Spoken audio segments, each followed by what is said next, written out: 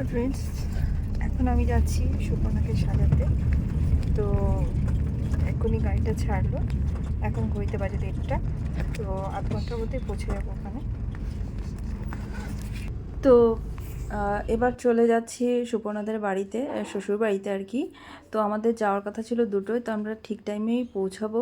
সেই টাইম অনুযায়ী আমরা যাচ্ছিলাম পথে।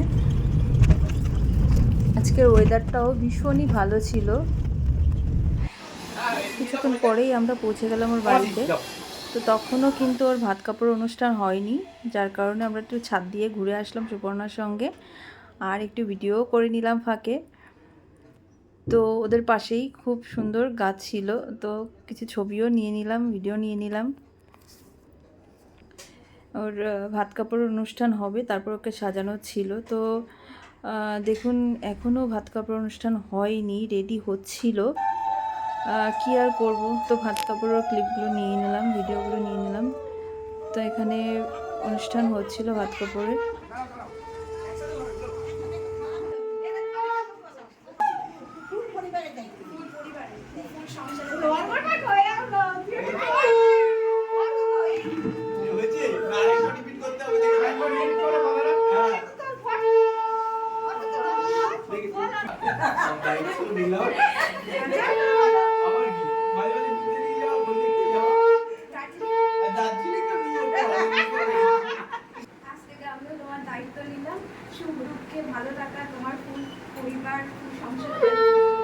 অলরেডি ভাত কাপড় হতে একটু দেরি হয়ে গেল, তো সাজানোটাও ওই জন্য লেটেই শুরু হয়েছিল। প্রায় 3:30 4টে দিয়ে আমরা শুরু করেছিলাম সাজানো। টেনশন হচ্ছিল ভীষণ যে কতটা তাড়াতাড়ি সাজাতে পারবো, যেহেতু ওদের রিসেপশনের অনুষ্ঠানটা শুরু হয়ে যাবে তাড়াতাড়ি, আর সবাইও চলেও আসবে। এই জন্য খুব টেনশন হচ্ছিল কিভাবে কি তাড়াতাড়ি করতে পারি। এরপরে যত তাড়াতাড়ি সম্ভব চেষ্টা করছিলাম সাজানোর। এবার কলকাতা তাড়াহুড়ো করেই করা।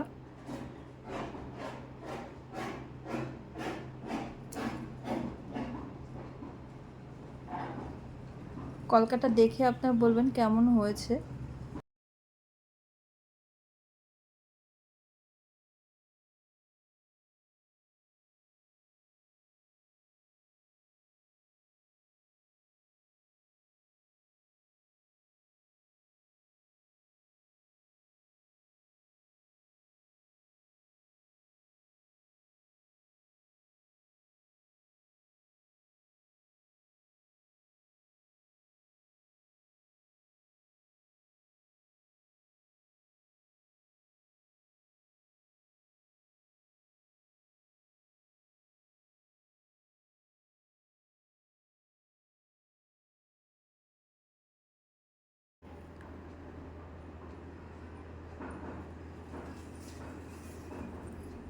কলকাতা অলমোস্ট রেডি হয়েই গেছে, আর সব ভিডিও আমি নিতেও পারিনি, কিছু কিছু ভিডিও নিয়েছিলাম।